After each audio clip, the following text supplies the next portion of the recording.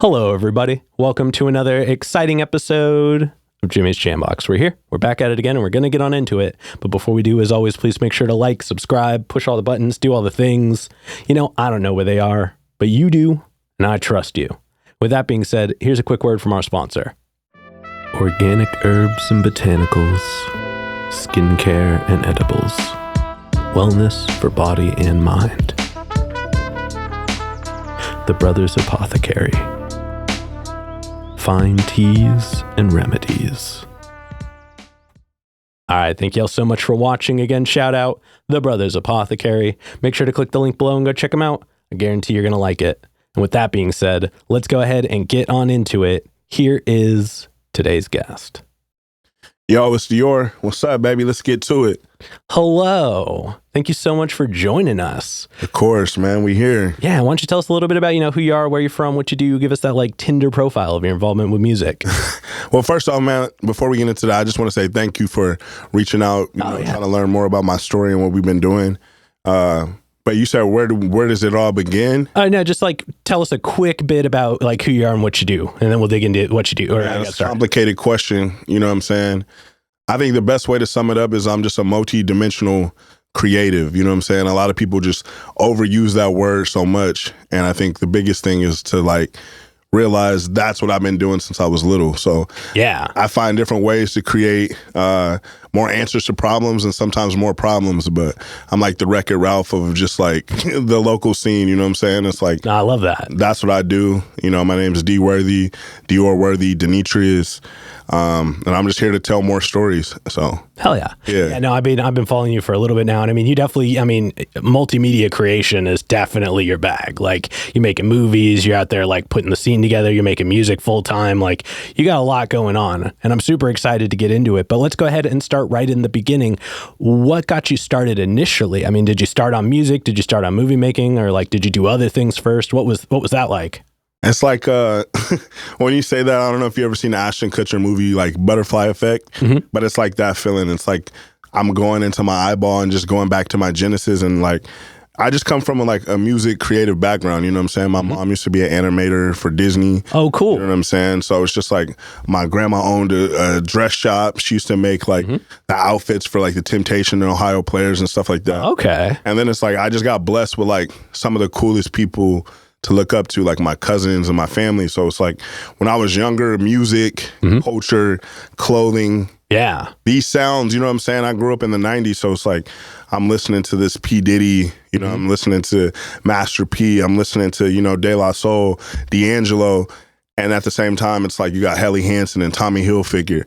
So I was born and raised in Cleveland, Ohio. Okay. Which is an amazing city to get the good, the bad, and the ugly. Yeah, very much. You know what I'm saying? It's right in the middle between Detroit and Chicago. So I got to credit that experience to who I became, And so I would say really when it started though would be that natural just bug. You feel I like that song or I like this outfit. And then the actual bug would have happened, I would say, once I got into foster care. Okay. You know what I'm saying? And that was an outlet for me to be creative. Yeah. So you don't got nobody, you know what I'm saying? You don't got no friends, your whole group of orphans, you don't really know where your brother and sister are. So it's I don't really know you guys. We're kids. We don't know how to make this unawkward. So we go internalize. Yeah, you kind of just have to create yourself to a degree. Yeah, so people have imaginary friends, and it's instead I had imaginary albums. You know what I'm saying? My uncle would be literally telling me you told me last night you were hooping against Michael Jordan. You know what I'm saying? And I would be dead ass in my heart no, that's what happened. Yeah. You know what I'm saying? Because I was just so infatuated with the quote unquote American dream that I was if I want to be Hot Boys and Cash Money, I need to write. Yeah. So I would make songs on the Maxwell tapes that you get from you know what I'm saying? I figured out you could put the two buttons down and record and play.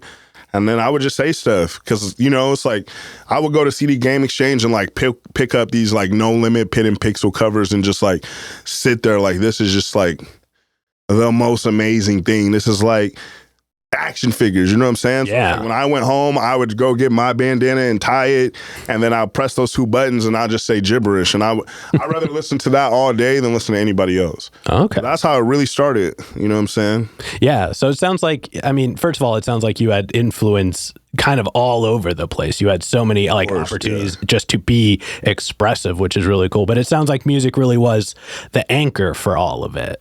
It was, you know, at first I would say it was sports I thought would save my life, you know, because it's just, you grow up in the time of Michael Jordan, you grow up in the time of Ken Griffey Jr., and you just want to, all I really wanted to do was like play fucking baseball and just be like the sickest like third baseman I could be. Yeah. That was like me and my grandfather's dream with like Chief Wahoo hit it, like fit it with the Indians. No dad, just me and grandpa getting to it. And then it's like, while I'm trying to be an athlete, all I have is just this soundtrack to my life. Like, you know what I'm saying? Like, all I hear is Tupac, you know what I'm saying? All I hear is this, D'Angelo Brown Sugar, like, could be like the genesis of like my entire life. Yeah. I just remember looking at that CD and was like, oh, I want some of your brown sugar. And literally just realizing like, that's an amazing song. You know what I'm saying? Yeah. Like, and this time that it happened, you know, when I went to foster care, it was like 97. So it's like, you got, you know, Lauryn Hill, Miseducation of Lauryn Hill. You got D'Angelo. You have all of these different sounds. Then you got DMX. You know what I'm saying? So it's like, I knew something was there. I didn't know that I wanted to be like a rapper. Yeah. But I knew that like, you knew that music was your calling for sure, though. It was the only blanket I had. It was a safety blanket. Yeah. You when you play basketball, you can only play until the lights go out. Right? Valid. And it's like, if you don't have a ball, because most of us didn't, you got to borrow the ball from the homie. So everything is like permission based. Music isn't. No. Music is like coming through, you know, like West Side Story is coming through the windows. You know, it's in the movies you watch. Yeah. It's in our whole being. So I think once I woke up to like my mom playing Anita Baker, you know, Caught Up in the Rapture, I was like, I don't know, this music thing is sick. You know what I'm saying? So no, I love what you said, how like everything else is permission based, but music isn't. Cause like usually off camera, we'll talk for a little bit. And I always mention that music, for me, the thing that makes it so powerful is that anybody can do it. You don't need anything to do it. Exactly. But I've never heard it put that way. So that's really insightful. Thank you so much for sharing that. Of course, man. Because, you know, like the biggest thing too is like, we don't know we can't do something until somebody tells us no. You know? Yeah. And that's the thing about music. It's like, everybody knows happy birthday. Yeah. Everybody can sing happy birthday. It's, you know, it's a mantra. It's almost like you're hallucinating yourself into a better place. And it's like, for a kid who was like shattered at 5 on the playground playing with a car and can't tell the other kid, I don't want to play with you because I'm dealing with things that I don't know how to explain. Yeah. But this song comes on and it's like, that's it. That's it. You know what I'm saying? And so for me, it's like, I learned how to do that and it changed my life. Hell yeah. Yeah. Well, thank you for sharing that. Yeah, of course. That is a solid experience for like your foundation. Yeah. But we've got a couple other foundation questions for the show I want to get through so we can get into what you're doing now with music. And this first one, it's one we ask early, it's one we ask often, and it's definitely a crowd favorite. What was the first album you ever bought with your own money? Ooh, Silk the Shocker Made Man. Okay. Crazy. Okay. I remember the cover and the cathedral, and he's got this crazy suit on, this crazy top hat. And people give like Silk the Shocker like a bad rap. Like, that album was crazy. I listened to all of that 1 through 19. And then after that, I went to CD Game Exchange and got True to the Crime Family. And I just honestly, I was just obsessed with No Limit. Like, I'm wearing a P. Miller of Allure right now. It's like, it meant so much for me to put it on for this, but it's like, that album, sick as fuck. Hell yeah. And, you know, I remember that one vividly that I bought. There's not too many other albums I bought because I was a badass kid and I was just jacking shit. Like, one of the first CDs I ever stole was like Backstreet Boys Millennium. Okay. This one white girl, she was like obsessed with Backstreet Boys, and I was like, I'm about to be her boyfriend, and just fucking jacked that CD in like 2nd grade. But did you end up being her boyfriend? Of course. Hell yeah. Ends justify the means then. Yeah, exactly. Yeah. Also, allegedly it happened. No, I definitely stole it. You know, what's that thing called when the statute of limitations is over? It's been X amount of years. I did it. All right. I stole his CD. Hell yeah. And then what was the first live show you ever went to that was like one you wanted to go to? Ooh. It's crazy you say that because it's like the first live show I went to that I vividly remember that changed my life is when Kanye performed at like the equivalent of Moda Center, but it was like Memorial Coliseum. It was during a late registration tour. Okay. My big sister like knew I loved Kanye and she won tickets from the radio. Like, who the fuck wins tickets from the radio anymore? Yeah, right? That shit was crazy. And I went there with my little sister and it was just like, it's over. Yeah. Like, it's over. Like at that point, it was like being a basketball player is not as cool as being Kanye West. You know what I'm saying? And it was like very evident that like I was bit by the bug. And it was like from that point forward, I always wrote songs. Yeah. Always. Like, he was the person who made me feel like the foster kid from Cleveland who was in the hood, who wasn't hood. You know what I'm saying? Wasn't street, like, so conflicted by what my family had did that it was like, I would be anti that forever. Yeah. And I respect it and my homies are down with it, but I'm so much more than that. You know what I'm saying? And then to have somebody be like, listen to Radiohead or listen to Bjork, you know what I'm saying? And like, experience this, you know, Songs in the Key of Life, and just seeing him up there in these outfits and like, and I drew clothes at that time, you know what I'm saying? I drew clothes and sketched and everything. And it's like everything that this person is doing that is now like considered cool was like how I grew up. Yeah. On the internet, on Nike Talk, on forums, and just like making stuff. So that concert, I mean, that I can't even imagine what that concert. Oh, out of here, man! Just out of here. That's a game-changing moment at any age. Yeah, like to have had happen, like especially like early on in your experience, like that'd definitely be a defining moment. But I am curious to know before we move into you in the current day. Yeah, because it sounds like you've been pretty about it. I mean, you're about a lot of things, but you've been pretty about it since early on. But do you have a defining moment where you decided to take it like 100% seriously? Oh yeah, hell yeah. Like I said before, it was like I was always wanting to be an athlete. Like there's never a point from 5 years old until 18 that I didn't believe that I was like the best basketball player in the world. You know what I'm saying? Like I had just unshakable faith. Like everything I've ever done, like I've never not felt like I was the best person in the world for it. I've also thought I was the best basketball player in the world. So I'm glad we never. I mean, we all did. We got bit by the bug. Like whatever the '90s marketing was for Michael Jordan and like wanting to be like Mike. Like, well, I mean, Space Jam. Space Jam. You know, I was the epitome of that child and like delusional. You know what I'm saying? So. Anyway, senior year happens. I'm on the bench. I'm not playing basketball, but I still think I can go to college. And it's like it didn't work out. But the defining moment is like we're playing. I'm still pushing the buttons, trying to email colleges and trying to play. I'm sure I would have figured out a way. Like in my head, I like see me getting to some G League NBA tryouts somehow by just sheer faith and will, and just wanting it more than anybody else. Long story short, I want it so bad, I fucking am practicing and just tear my ACL.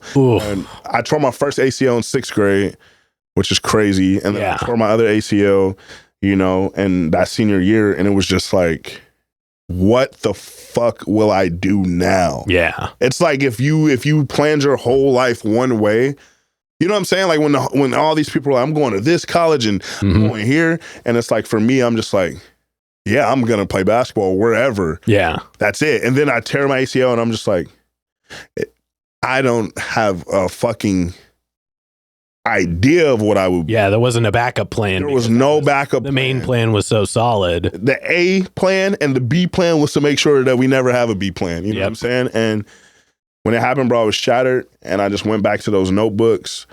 And really what happened is my friend came over and he was like, bro, you should really...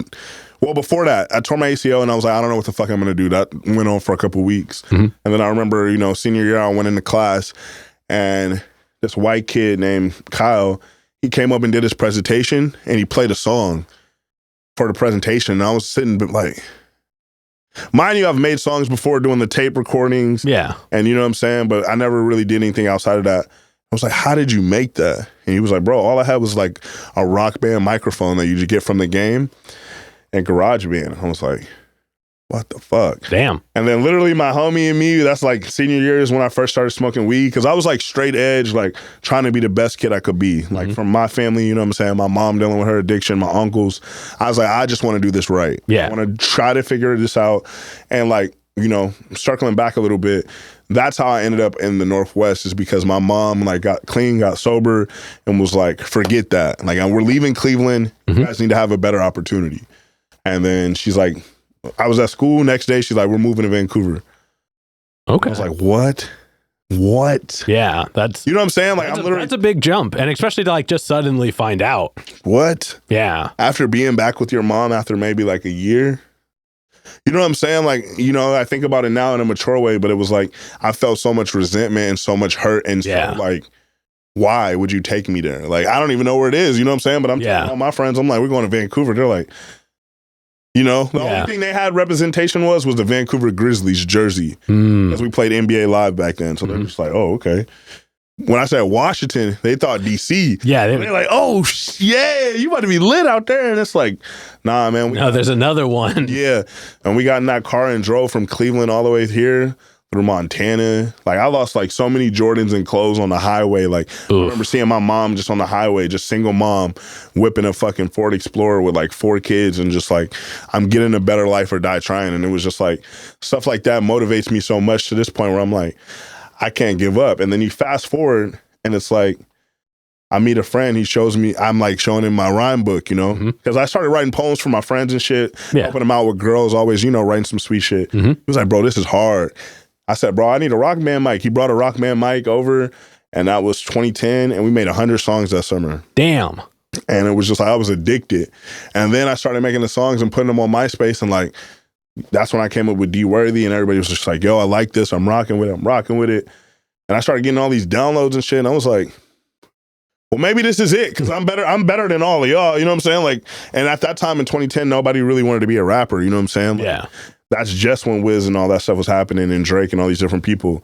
And so I just jumped in head first. I hate to go on a tangent, but it basically just connects to, once I did that, fast forward, I ended up saying, hey, I got to go to school. Went to Eastern Washington University. Okay. That's like the pivotal point, I would say, that changed my whole life. Yeah. And then that's when I was able to like meet my best friend Marcus, and we started Blow Up Kids. And then from there, it went up, going on tours, and it was wild. You know what I'm saying? That's like when Mac Miller was popping and everything. So it was like perfect time to be a college rapper, to be young, and just like wake up, skip class.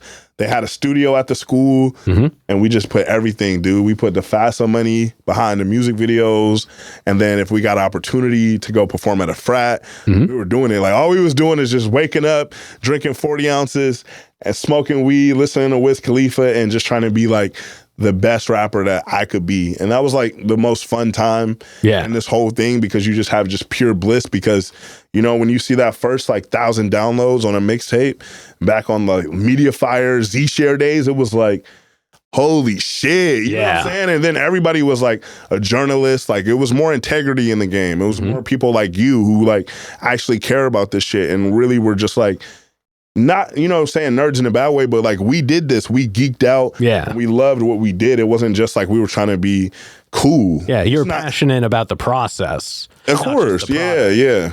So it was a special time, and I get nostalgia thinking about it. That's why I got a big smile on my face. Oh yeah. Well, thank you for sharing all that. And now let's go ahead and see what you've done with it, and we're going to dive right on into you in the current day. Yeah. But we are going to take a tiny step back and get an easy one out of the way. How'd you pick the name? Well, my name's just Demetrius Worthy. Okay. Oh, so yeah. It's my, my mom, I never had a dad, so her name is Denita. She said, you're my junior, so your name's Demetrius. Okay. You know, a lot of people with Demetrius is with the M, and mine's with the N. Yeah. And then, honestly, I just wasn't one of those people to be like Lil Scoopty Pop or like, what I'm saying, Jody, or say some shit that's not my name. So D Worthy was the first one. And then Dior came later once I started getting deeper into fashion. It was really, Dior Worthy was just my Twitter name. Okay. In like 2009 when I first signed up. Gotcha. And it still sounds like D or Worthy. You know what I'm saying? Yeah.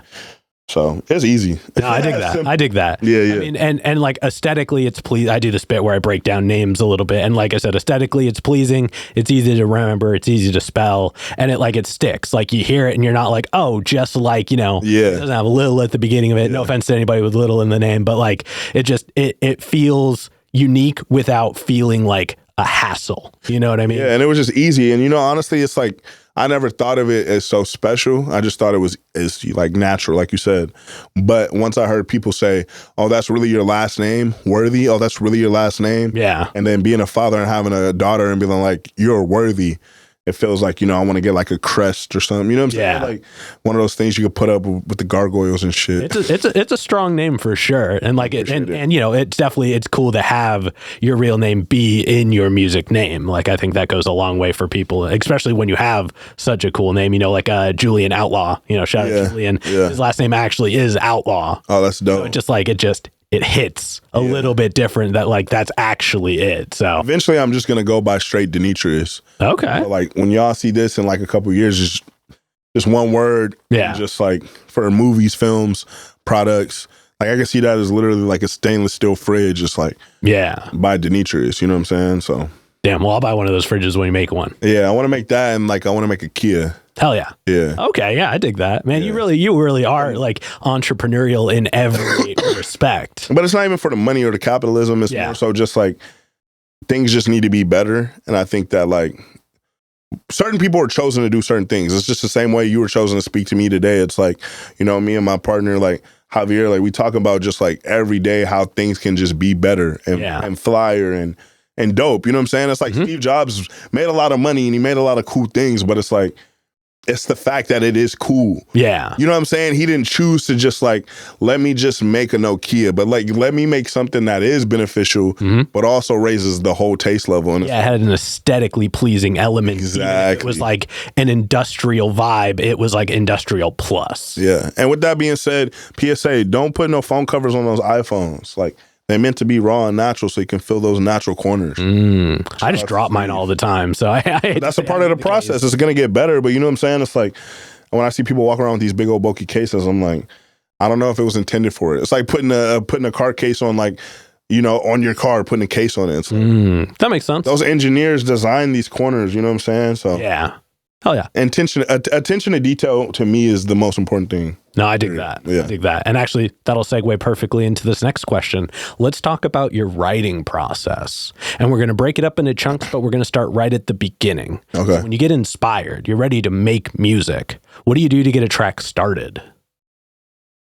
They all piece themselves together. So I'm like I would say like I'm like a person who works with fossils. What is that? Like a paleontologist? Yeah, I wasn't going to say that word, but you know what I'm saying? They're excavating the things they're pulling things out of themselves. So if me and you have a conversation, you say a word that I like, I'm taking it. Okay. You know what I'm saying? I read a great book that artists, great artists steal, bad artists copy. So I'm just literally looking for words like that says Transformers, like that already takes me somewhere right there. Yeah. And that's a game I used to play when I was earlier. We had all these VHS stacked up and it would be just like keep rapping about each word, Yeah. So I'm just always taking words, Calypso, and I'll put it in the notes. And then once I'm ready to finish writing a song, I'm already have like 4 or 5 lines of just great shit. And sometimes it's annoying because I'll like fight the battle of myself of not writing it down. You know what I'm saying? Like I'll be in the bed and I'll have like a fucking genius idea and I'm just like. You're like, now I gotta go to bed. Yeah, like I gotta go to bed. Like I said some shit that was like, when you called me and you was cheating, my phone was on 2%, but I hate to milk the situation. You know what I'm saying? And it's like. I had that just like in my head like this, and I'm like, I gotta write that down. Like I can remember it now because I thought about it so much. Yeah. But that's like my big process. And then once I get to the studio, I use some of those bare bones to just like get in the track. Like I catch a vibe and fill it out. If I'm like singing or writing melodies, I gotta do that on the mic. Okay. Like, I feel like I can write the words, but like as far as like melodic flows and melodies, like I like to just put them down so I can manipulate them. And then there's just some days where I don't write with a beat. I just literally just write just straight through. But I don't use my hands. I type on my phone. But my favorite fucking way to do it is like on a computer. Yeah. Like an office person and just like I'll have my rhyme zone up. I got the thesaurus. I got wiki. Because when I'm writing shit, it's just like I'm like getting deep. So I want to know if I'm like fact checking my shit in the middle of it. But that's like when I get to, I don't do that as much as I used to when I was younger, but like I would spend hours just typing. That's the best way for me. Interesting. And I don't hear a lot of people. Everybody else is either pen or paper or their phone. Yeah. And I'm the first one. Like for me, it's always got to be pen and paper.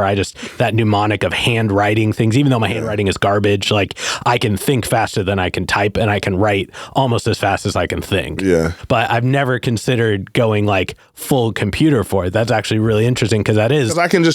Yeah, it's powerful. You know what I'm saying? It's easy. Like if I'm on Twitter and there's a conversation already happening, I already can tell that word is being used in the culture. Yeah. Why wouldn't I just highlight that word and drag it into my shit and start building off of it? Yeah. You know what I'm saying? Some people deprive themselves off inspiration. Yeah. How are you mad that you're inspired? Like, well, it's cool that you even mentioned having a thesaurus just up and ready. That's one that I don't like. I don't get people mentioning them using it a lot, whether they use it or not. Yeah. But like a thesaurus is, like like dictionary through the computer is super powerful, but a thesaurus, being able to find a different way to say the same thing, is arguably one of the most powerful tools that you can have as a lyricist. Rhymezone.com. Okay. It's like the most prehistoric layout. I wish they would change it. Call me. I will change it for you. But it's a good one. Like, it's great. It's like sugar, near rhymes, thesaurus, other ways to say sugar, descriptive verbs of sugar. Like, people are just depriving themselves. They like want to fucking grab at straws to try to find an inspiration. It's like, right there, you know? Yeah. I mean, if the tools are available, there's no reason not to use them. Yeah, you know what I mean? Like, you can build a house with a hammer and nail, but you can also build a house with power tools. You know what I mean? Like, why not take the route that achieves the same outcome, but you said a little bit more with a plus on the end? You know what I mean? Yeah, like have some taste. Yeah. You know what I'm saying? Like, that's the thing. We had so long of like freedom without gatekeeping that like so many people cut corners and like don't write or they don't care and they get in and they have some type of success, and it's like, well, just bring back taste. You know what I'm saying? Because it's like at the end of the day, you can't change that. You can't change good production or good vocal production or even like metaphoric understanding. You know what I'm saying? It's like, you can't jump those corners. No. Especially to the people who really do it. So yeah.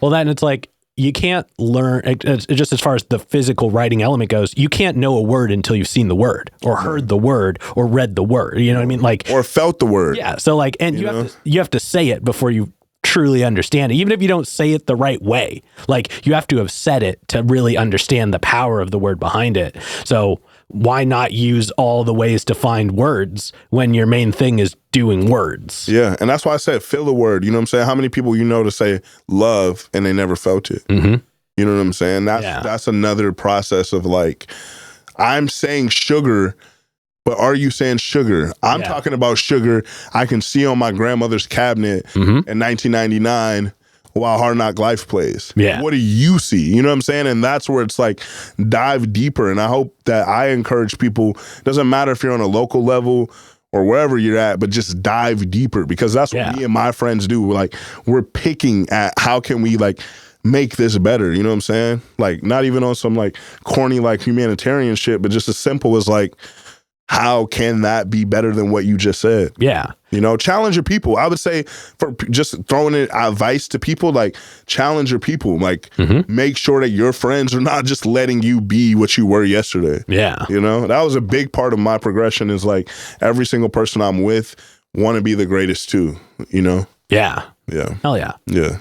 Now, there's so much to unpack in that. I feel like we'll dig on that forever, but I am curious to know the answer to the next question, especially because you put so much intention in your music. You put so much thought and like just involvement in what you put down.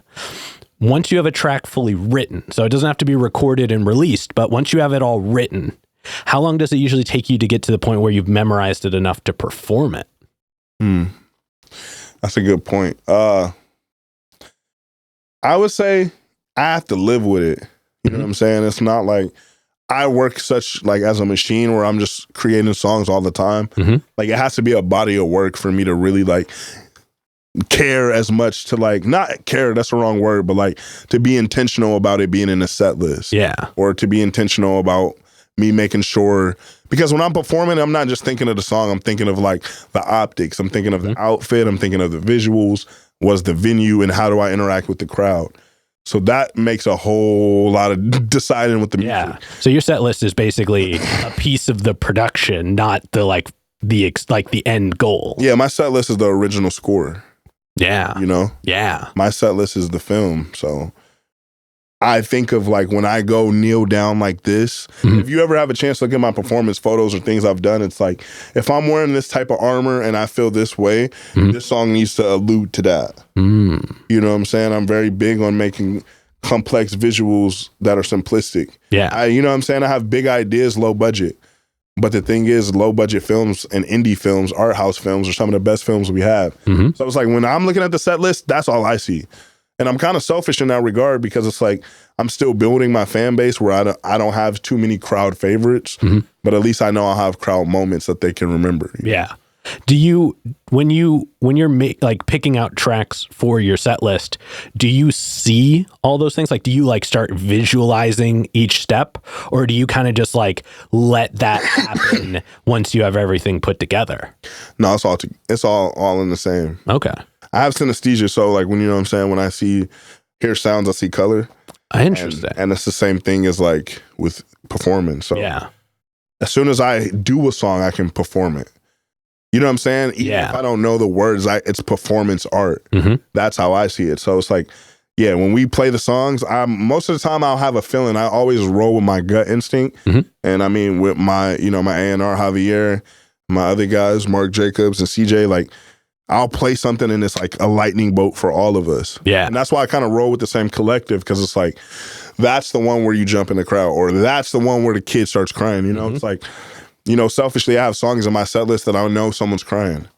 You know what I'm saying? Because I'm like, I intentionally made this moment for you to go to that place. And I think that's what makes great artists, you know what I'm saying, or great curators. It's like, you go to an art museum and all of those paintings are selected to make you feel a certain way in that moment. You know what I'm saying? Like, think about it. When your kids go to a museum and they saw that dinosaur for the first time, it's all huge and big, and it's a fucking big-ass T-Rex. As soon as you walk in, so when they go and see that little pterodactyl over there, the big vision is already executed. Yeah, exactly. There's nothing else that needs to happen. Yeah, that's why it's in that main foyer. As soon as you walk in, it's there to just get you. And that's the equivalent to a set list, What is the main thing? Where's the red ropes? Yeah. So that's how I do the set list. Hell yeah. Yeah. I love that. Thank you so much for sharing that. Course. And I love your use of the museum, because I actually, again, this is stuff I usually do off camera, but I always compare music to visual art. Yeah. And like how we approach it. Because a lot of times we approach it more as like a commodity. But when you go into a museum, when you go and look at artwork, you don't talk about, oh, this is the most fire drop of 2024. Oh, this picture is going to get more views than that one. It's all about the brush strokes. It's all about the canvas. It's all about what was the artist trying to elicit, what emotion was trying to come out of it. Of course. Yeah. And then, that's the artist's job, is to think that hard. Like, that's the best thing I like about like consumerism and like capitalism. It's like, we can hate that somebody's made $1 billion, but it's like, the people decided that. Yeah. You know what I'm saying? They decided this was good. And like, ever since I took that approach of like, I don't need to make sure that this is the best song of 2024. I just need to make sure this is like what I want you to see. Yeah. You know what I'm saying? These are my brush strokes. These motherfuckers don't care about that. They don't care what BPM this is. They don't care that I did a triple entendre into a double stacked melody. Yeah. And the producer killed it on the keys. No. Did I cry at the beach? Did I marry someone? Did I make it out of foster care because of your song? Do I have some type of anthem that I can live my life to? Yeah. You know what I'm saying? It's like, for me as a young black kid, all I needed was H to the Izzo, and I put on a nice outfit, and I thought I was somebody. Like, think of how simplistic his idea of that song was to how I was able to like live my whole life becoming something because of one song.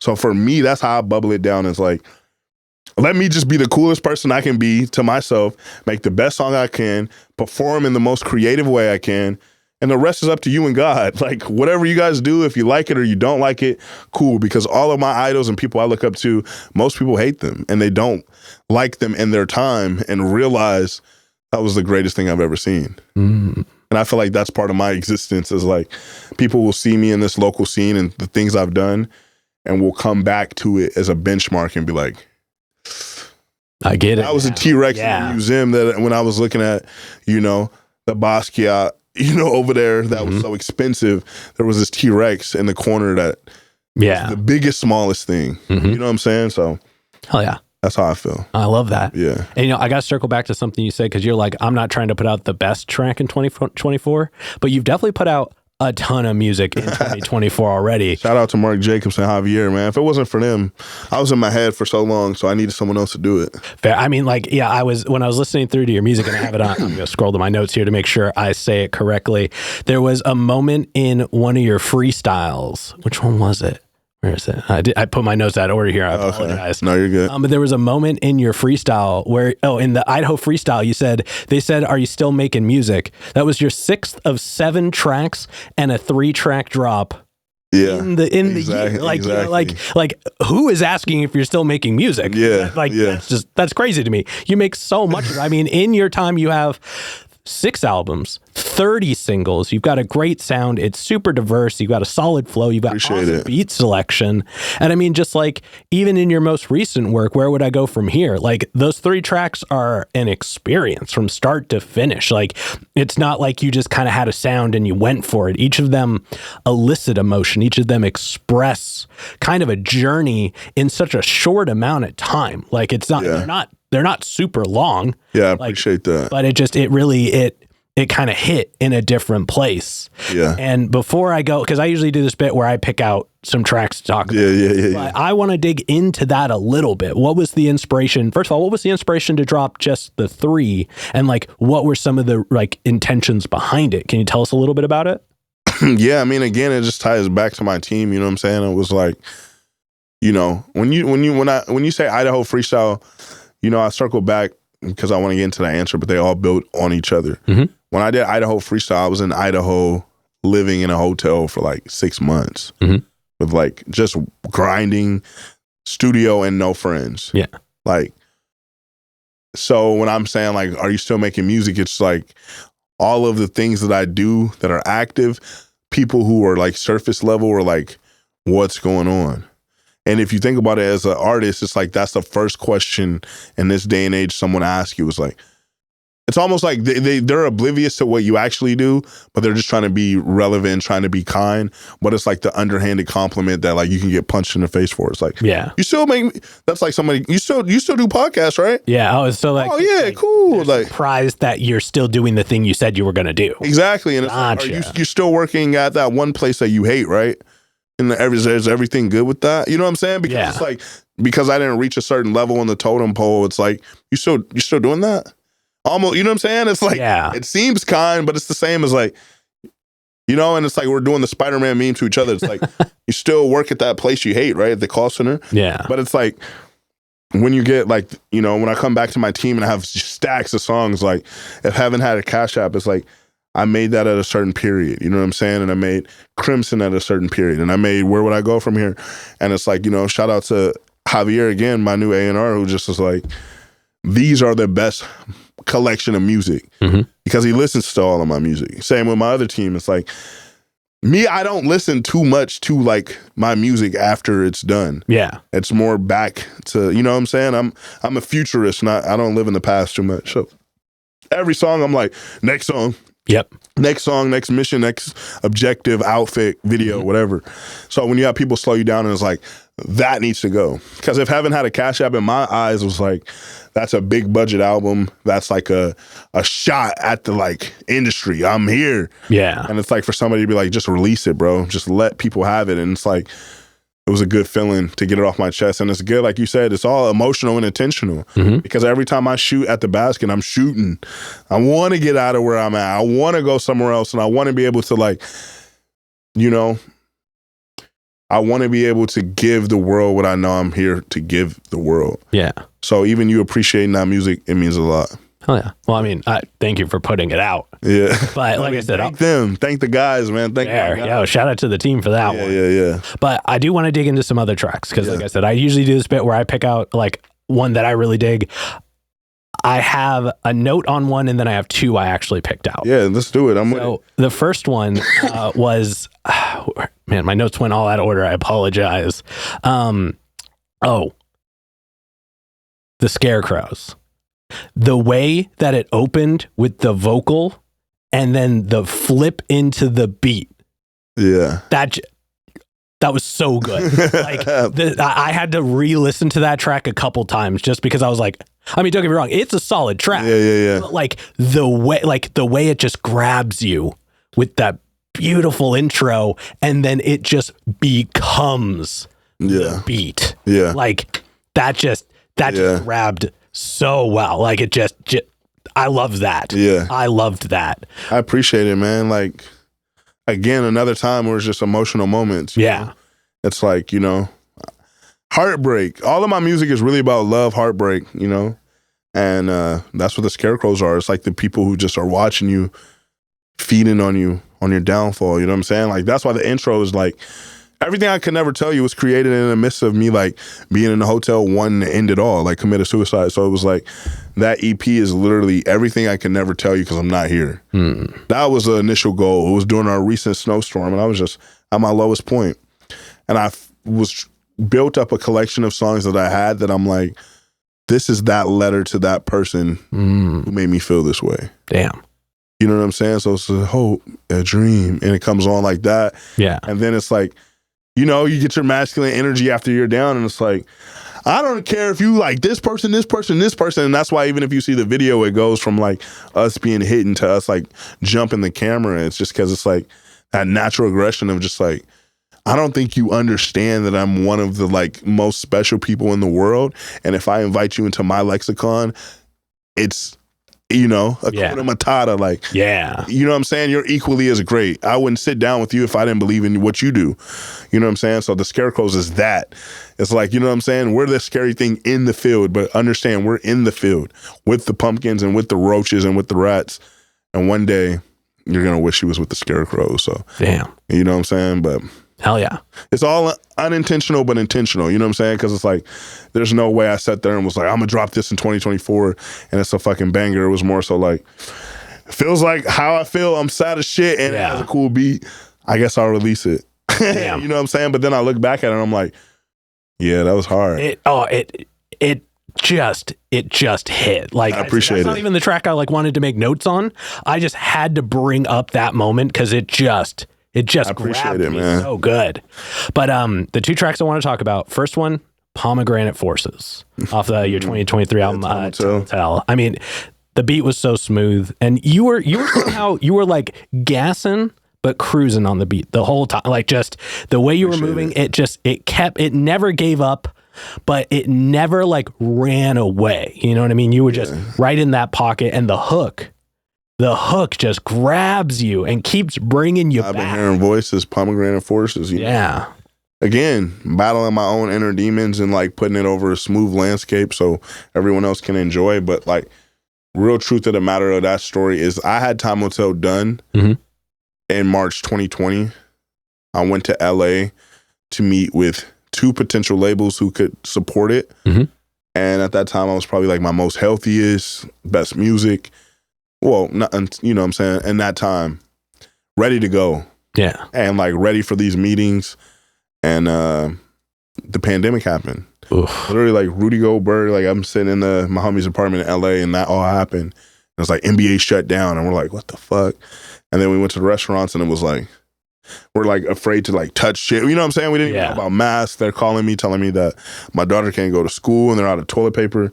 And then oh, I forgot about the toilet paper part for a moment. Yeah, all that crazy stuff. And that's why in the song, I'm like, cancel meetings. They playing with my legacy. Yeah. You know what I'm saying? And I was so frustrated because I didn't understand how deep the pandemic was, but it was like at that time I would go from Portland to LA to only make my dream happen. Yeah. And I would like meet a lot of mentors in LA and they would just be like, you just try to make everything happen like in a week or a weekend. You know what I'm saying? Like you want to be like, this like pipe dream story about it. And Pomegranate Force, I've been hearing voices and coming back home and just dealing with the pandemic and like, again, all heartbreak, love stories that are just like you said, I'm coasting on the beat because it's like, at least I said everything I needed to say. And that's how a lot of those songs start is like, it's a highway of emotion.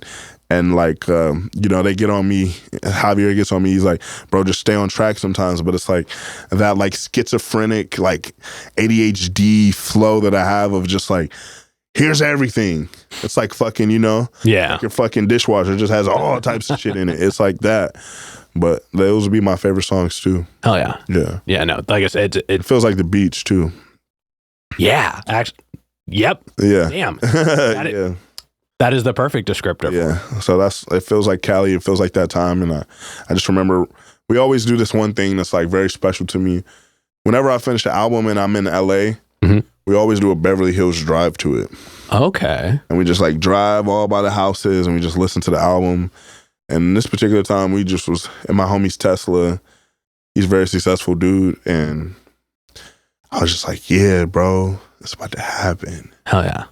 Boom, pandemic. Yep. I won't dig into it too much because I've definitely said it on enough episodes, but I lost my like best band, like my magnum opus in my music experience fell apart because of COVID. Yeah. So I understand that one. Different times. Different level for sure. Yeah. Different times, but we're here. Yeah. You know, it was meant to be. So. Oh yeah. Yeah. And then the other track I want to talk about, we're going to go back one more year. We're going to go to the album Soda for this one. Lighters. Was it called Lighters? No. I'm trying to guess. No, it's Yes Sir. Oh, wow. And I mean, yeah, that track was tough. That track was tough. I mean, the album had like a little bit more bite to it than some of the other ones that I tried to listen to as many as I could. You've got so much music. I couldn't make it happen all in one sitting, but there was something about that track that just had this feeling to it. And I didn't even like make notes about specifically like what it had. Yeah. I'm curious to know because it did feel a little bit different than some of your other music. What was like the driving force behind that track? I was just saying in that particular time, I was like overtly confident. Like Soda is like my most like confident album that I have, you know. Each song on there was like intentional of like, I am trying to tell you that I am something and I mean it. And Yes Sir was just like, let me show you that I can make the most modern like song at a time. You know what I'm saying? Like 2018, 2019, music sounded like that. And I just like, those were one of those times, like I said, I just geeked out and just would black out in the studio and just like find a flow and just find a pocket. My producer, Gage, he made that. Shout out to you, Gage. But same thing, just like getting in the zone, super in the zone. And honestly, I haven't been in an aggressive zone like that in a long time. Now it feels sometimes cosplay to me because I'm like over aggression. I can still make songs like that, but like at that time, I was really actually feeling that way. You know what I'm saying? It's different when you're like naturally waking up like, yes, sir, tell me yes, sir. And I'm like just rocking in this pocket of craziness, you know? As you get more older and mature, sometimes it changes. Like if I get to that space, it takes a certain type of like really crazy beat. But back then I was just like, put a beat on. Oh, fuck, I'm here. And then I'll just go nuts. So that was a special time. That's why it's good to look back at that stuff like yearbooks, because it's like each of those songs you make, you can look at it. But, you know, the deepest song on there, I would say for me, is the Leave Me Be. Like Leave Me Be is the intro. And I almost picked that one too. I just never like to pick the first track because then I think the guy like got past it. No, that's smart. But I'm just saying like that is worth noting, that one. Yeah. For me and Lighters, just because it's like those are like the epitome of if you boiled me down to who I am as an artist. Like I feel like each project I have in mind is gonna have a version of those. You know what I'm saying? Like Lighters is comparable to like Scarecrows. Or like Leave Me Be is comparable to All My Love off Everything I Can Never Tell You. Yeah. So those are like safety nets that it's like, if you study my projects or listen to them, those two. Violet also, same thing. Intro and the outro. I kind of always try to have like the beginning and end of a book. Okay. Yeah. Oh yeah. Yeah. Well, thank you for going through all of that. Now, before we move into a couple of the other things I want to ask you about, I am curious to know, what is one of your favorite tracks to perform? Ooh. Damn, that's a good one. Soda, though. Okay. Soda. Yep. Soda or At Leaks, but I like Lighters too because that's like the moment where I can get all the lights in the crowd and I make people cry. I love that. But like Soda's crazy. I've never not lost my breath to Soda. Crazy. Like crazy energy. I can believe it. Like, yeah. I'm about to break my legs. everything. But like anybody who's never seen my show, like you have to see my show. I got some shows coming up. Got a show in Hawaii coming up actually, which is gonna be super sick. Oh damn! I'm gonna be out there with the locals eating mad Hawaiian food. Oh yeah! But those songs that I perform, like Soda, is just like that's when I'm taking it to like K2, the highest point, and I'm just wilding out. It's like feeling free. That's why I always tell people, like, you know, they be like, you smoke, you do this and that before you go on stage, and I'm like, nah, because the natural high of that feeling that they give you on the stage, like, you can't get it. You know what I'm saying? It's just like... And you don't want to dull it before it happens. You don't want to dull it. It's like, you know what I'm saying? It's like from watching porn to having real sex. It's like you're getting something natural, raw. And it's like when these kids are looking at you and they're like, yo, turn up. Be here. Turn up with me. And we're like face to face and like shit's crazy and it's incredible. And honestly, I hope I go on tour this year. I'm claiming I go on tour this year and play some festivals so they can really see who one of the best performers is. Because I'm confident I can go out there and Rolling Loud, you know what I'm saying, open air festival, whatever it is, and go crazy. Yeah, you're bringing that new wave sound, but you're bringing that Soda feel. Yeah. You know, and that's how I got the name for Soda, because it's like, what's bigger than pop? Yeah. You know Okay. What's bigger than pop? Soda. Okay. And the acronym for Soda is Settlement Only Develops Amateurs. So the only way you fail and stay an amateur is if you settle. If you keep doing something every day, you're professional. You know what I'm saying? That's why we got professional haters, because they never fucking take a day off. Yeah, those 10,000 hours. Exactly. So it's Soda. What's bigger than pop, baby? It's Soda. You know what I'm saying? Oh, yeah. So...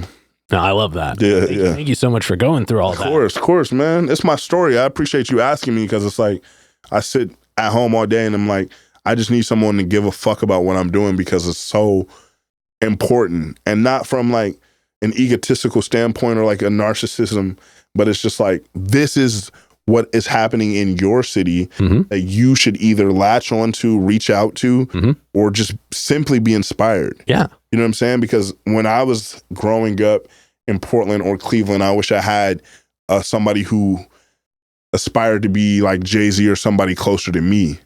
So then I wouldn't have to look at TV. I can go ask somebody or be a mentor. And that's what I honestly want to be, is like a mentor to the community. Like, use me while I'm here. Yeah. But like in a way of just like, look, I'm doing this all the time. It can be done.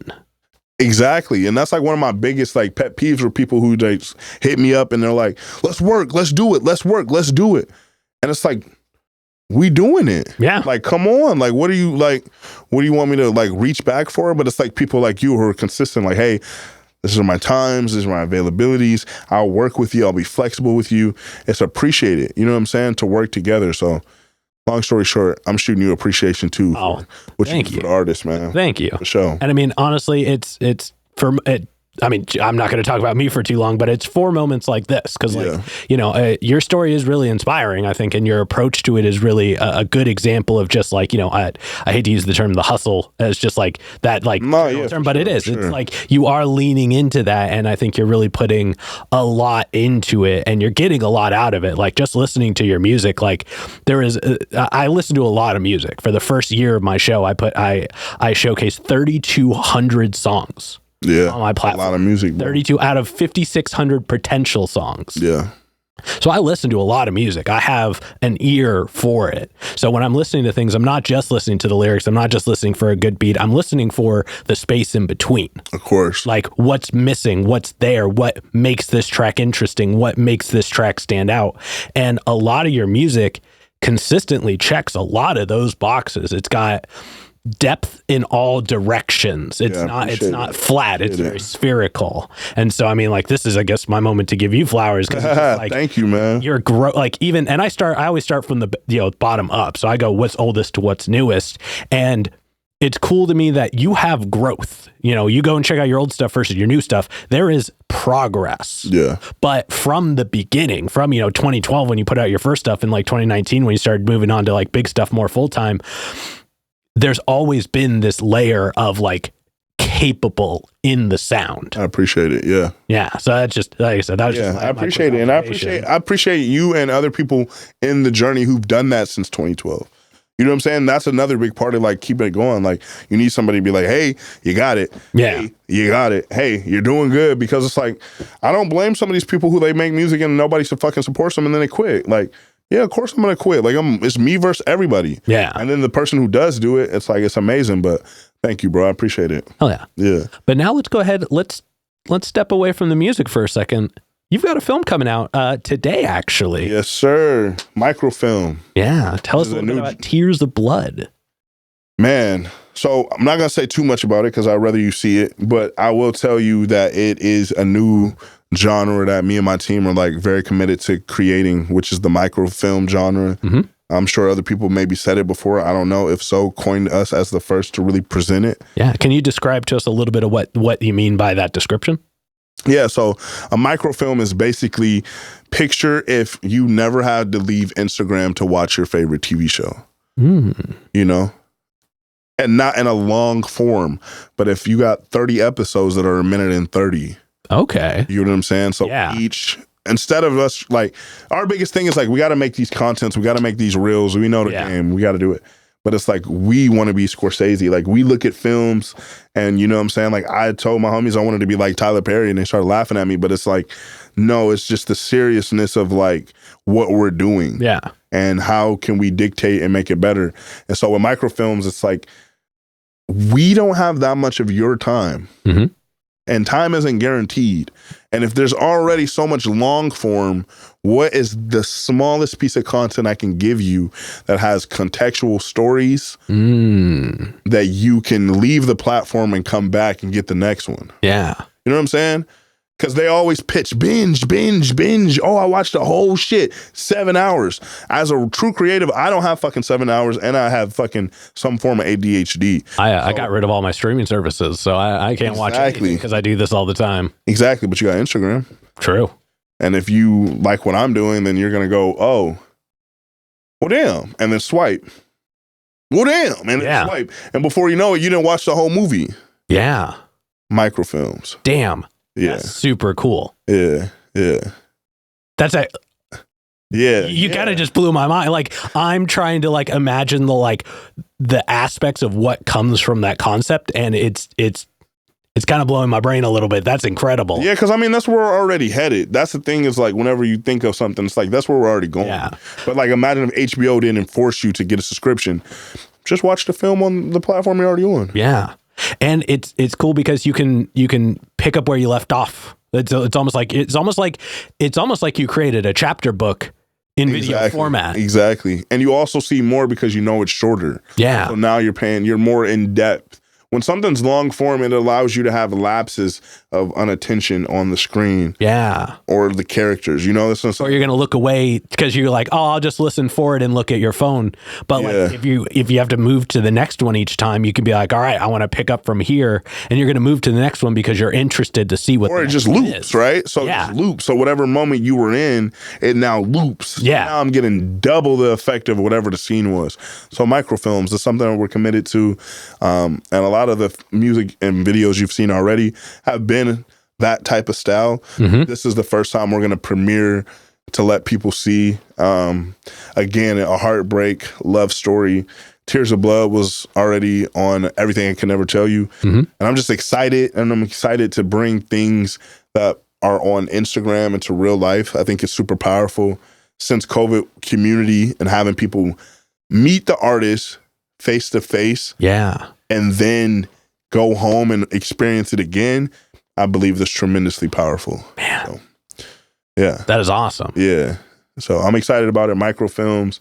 And like, honestly, that's like my biggest goal is like when it's all said and done to like just live on a farm, you know what I'm saying, with like my wife and my daughter and maybe some other kids, fire a little Shih Tzu or some shit like that, big ass husky, and just like make super fire like films. Yeah. You know what I'm saying? And I of course, want to make long form one day, but like, if I can just be like, you know what I'm saying, a Tyler Perry of these microfilms or like, you know, the Key and Peele, like, you know what I'm saying? Like, yeah, that's what I want to do. Hell yeah. And I hate whenever you say you want to do something like that. They're like, oh, well, you're not going to do music. And it's like, no, music is always going to be there. Like, you can't have a film without music. Yeah. Well, and it's like, music is clearly your foundation. Yeah. Like, and actually, it segues so perfectly into this next question, what I would like run up saying anyways, that we're just going to move on to the last question in this middle portion. Okay. We've talked a lot about your experience with music, the actions, the reactions, the things you're doing with it, the things you've gotten from it. But when it's just you and music one-on-one, what does music give back to you? Saved my life, bro.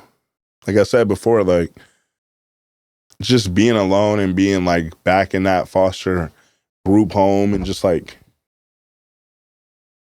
all you have is that sound. You know what I'm saying? Like for people who've been in jail, they know what it's like to have silence and like just your thoughts. You know what I'm saying? Like I said, you know what I'm saying? I'm hearing voices on pomegranate forces. It's like not to the point of full schizophrenic, but like to the point of like you just keep replaying your trauma in your head of like, how did I end up here? Why am I here? What am I doing? And it's just like, you know, for some reason, Santana Maria just came in my head. It's like, Maria. And I'm just like 6 years old and being like, that feels like love, though. So I'll run over there. You know what I'm saying? So for me, music has given me everything. And honestly, if I wasn't a music artist, I wouldn't even have, it sounds fucking shallow, but like, I wouldn't have the friends I have. I wouldn't have the confidence I have. I wouldn't have the belief in myself.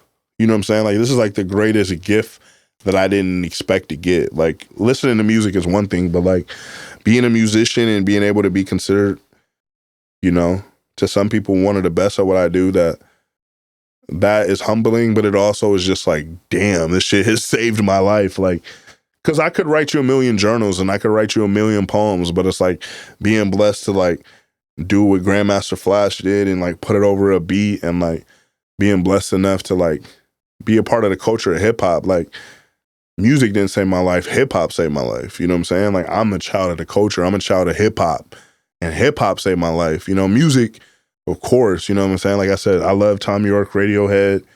I love John Mayer. You know what I'm saying? I love The Far Side. I love all of these different things, but like hip hop. You know what I'm saying? Like hip hop, like that saved my life.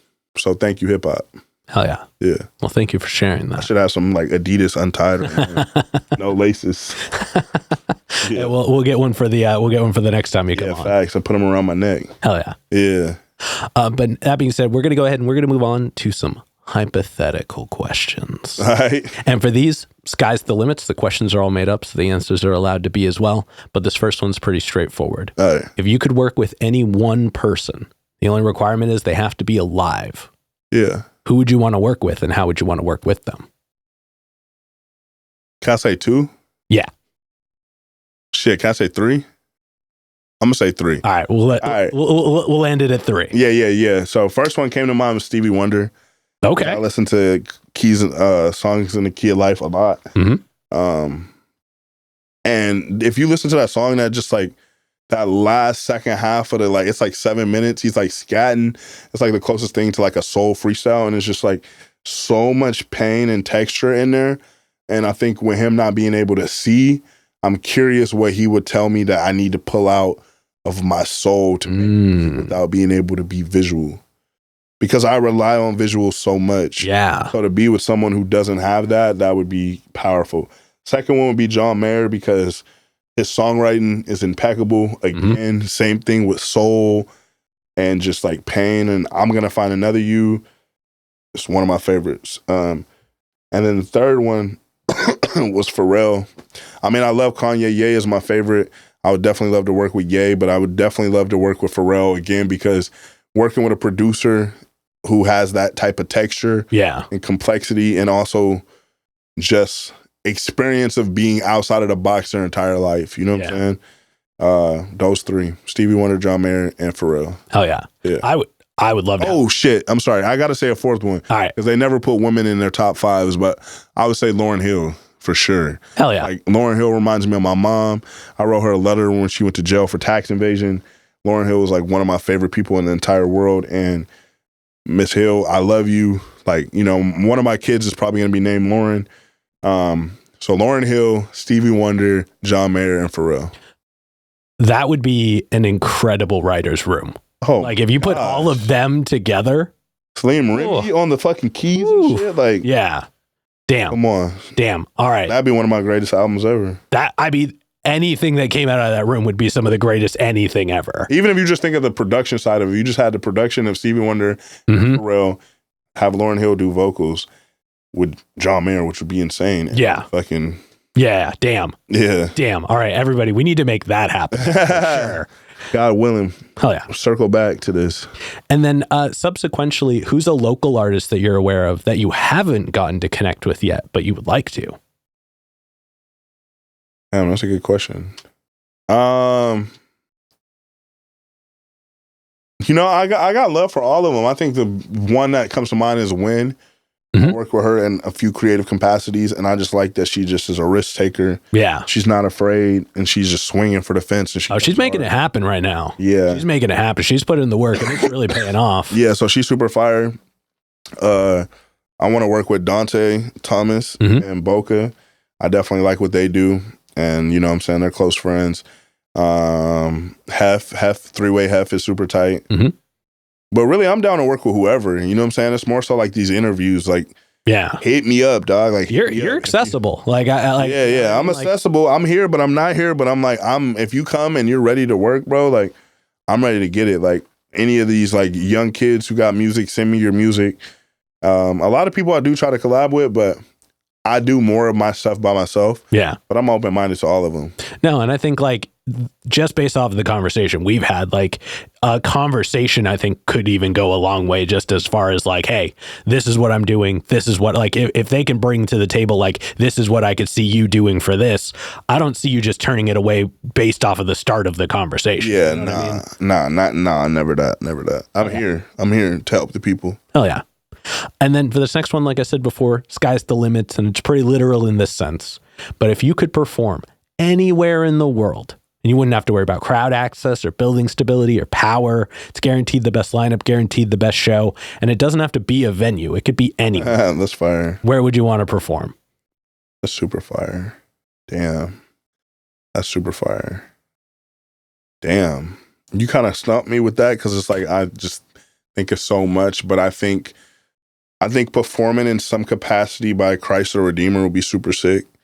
You know what I'm saying? In Brazil with that statue. Yeah. I feel like that shit would be super crazy. I'll probably have like a marble hover stage. And then you have, you know, Christ the Redeemer like that.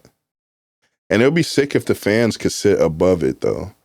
You know what I'm saying? Instead of like me and Jesus up, the crowd is up. Yeah. You know what I'm saying? Damn. Marble floating stage, and they're kind of like, maybe they could watch it from helicopters. That'd be sick. Okay. You know what I'm saying? Like, so it's a real high budget production. Yeah, you said no budget, right? Like, yeah, it's crazy. Yeah. Light up the Christ that would be Redeemer. Cool. It's still sacrilegious, but it's like, that would be sick.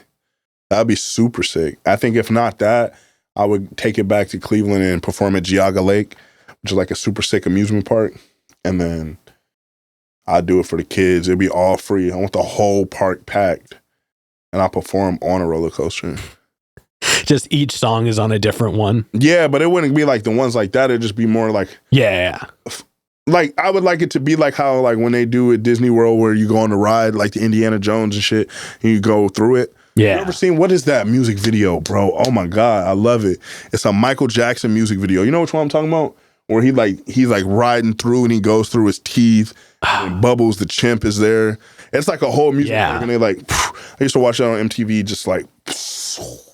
Damn. Now I'm the worst with song names when we're gonna find it off camera, but that music video, oh my God. I think it's The Way You Make Me Feel, I'm pretty sure. But he's just on this roller coaster. He goes through his teeth. It's like whoever was doing that was just on shrooms and shit.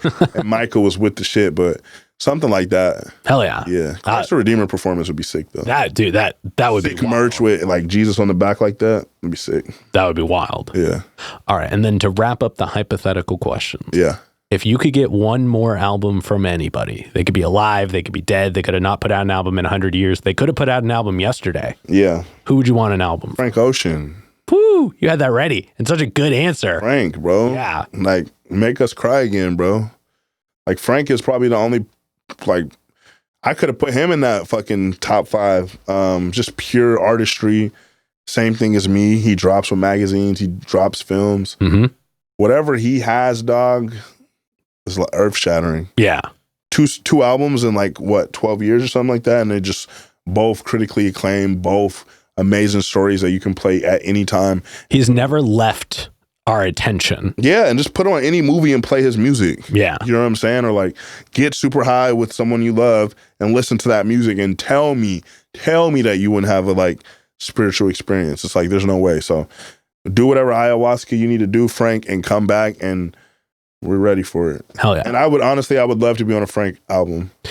I would honestly, if that's like one of my biggest goals. It's like, even if I'm not on his album, but to be able to offer some capacity of creativity or photography, film, whatever. Yeah. Dude, just to be in the room with him during any part of his process. Yeah, for sure. For sure. Hell yeah. All right. And with that being said, we're going to start wrapping this up. Yeah, yeah. What can we look forward to between, let's say, now and the end of the year? Microfilms. Yes. Microfilms from the Blow Up Kids, and just, I think I'm more here than ever. I think I'm more inspired, more charged up than ever. Mm-hmm. I still think I'm the best in the world. I still think that there's nobody fucking with my music, and nobody fucking with my style, no one fucking with my creativity, and nobody fucking with my humanitarian. You know what I'm saying? Like, the way that I love people and the way I want to put on for Portland and Vancouver is like, it's unmatched. And I just hope that more people join us. Join us. Don't be afraid. Like, be here in the moment with us and just take it to where we need to go. But more microfilms, you know, we got some albums planned and stuff like that. But I hate when everybody gets like that whole like rundown of what they think can happen. Yeah. I just say that, like, appreciate me while I'm here and the things I do. And if I invite you to an event or we set up something, come and show love, because the biggest thing is we're just trying to put the city on. Hell yeah. And we do it every day. Hell yeah. Well, definitely. I mean, looking forward to anything you do for appreciate moving it, forward for sure. Yeah, appreciate it. For this next one, go and look straight at the camera. Tell everybody how they can find you. Yo, you can find me, just like everybody always says, on Instagram, TikTok, Twitter. But just type in D Worthy, D-O Worthy. But before you do all that, type in Tears of Blood. It's going to be out sometime tomorrow night. Come see us at the premiere. But at D-O Worthy, DIORWORTHY. Oh, yeah. Yeah. And for those of you watching, it actually came out today. Oh, yeah. There we go. Yeah. And then any other plugs, any other shout outs, anybody else you want to put on while you're on here? Yeah, shout out to my daughter, Nevaeh. I love you so much. And just shout out to people like you who believe in me. And y'all don't know how long I'm going to be here. I don't know how long I'm going to be here. So just keep rocking with what we're doing. And just understand that, like, this shit means the most to me in the world. So every time y'all step on my shit, you're doing it for me. So thank you. Oh, yeah. All right. Now we've got one last question to go. Yeah. Before we do, I'm going to steal the camera for just a second. Yeah, go ahead. As always, y'all, please make sure to like, subscribe, push all the buttons, do all the things. You know, I don't know where they are, but you do, and I trust you. And one more shout out to the Brothers Apothecary. Make sure to click the link below and go check them out. Guarantee you're going to like it. Make sure to use code JAMBOX for 20% off and a free gift. And with that being said, the final question. And this is entirely up to your interpretation. All right. But what is an album you feel is more on the obscure side? So it's a deep cut. It's one not a lot of people would know, but it's one you think everybody should know. Of my music? No, just of all music. Oh. I mean, obviously, everybody should go listen to all of your music. By the time they've gotten to this point in the interview, they are very aware of how extensive it is. But like, what's like just like Lauryn Hill Unplugged? Like, ooh, okay. if you guys haven't listened to Lauryn Hill Unplugged, like, that helped me go through high school. Lauryn Hill Unplugged, hands down. Listen to it live. Mr. Intentional. Mm-hmm. You know what I'm saying? Conquering Lion. Mm-hmm. That's where Kanye got the sample for All Falls Down. So listen to that. If not the Lauryn Hill Unplugged, I would say to definitely listen to, you said obscure. Yeah, it's like something that's a deep, I mean, that is a great record. Yeah, that's it. That's it. I'm going to just leave it at that. And obscure for me, I would say it's not on DSPs, but D Worthy Sounds of Us. It's on SoundCloud. I know somebody uploaded, but listen to that. That was like the greatest depiction of Portland in 2013 I can think of. So hell yeah. There we go. Hell yeah. Sounds of Us and Lauryn Hill Unplugged. Hell yeah. Yeah. Awesome. Well, hey, with that being said, we're going to go ahead and wrap this up. Thank you so much for joining us today. Of course, bro. I appreciate you again. Let me come, rock out with you and tell my story, and hopefully more people will follow suit. Hell yeah. Yeah. And with that being said, this has been another exciting episode of Jimmy's Jambox. I'm Jimmy. I'm Dior. And we're signing off. Later, y'all. That's a wrap. This is not a podcast. This is a show.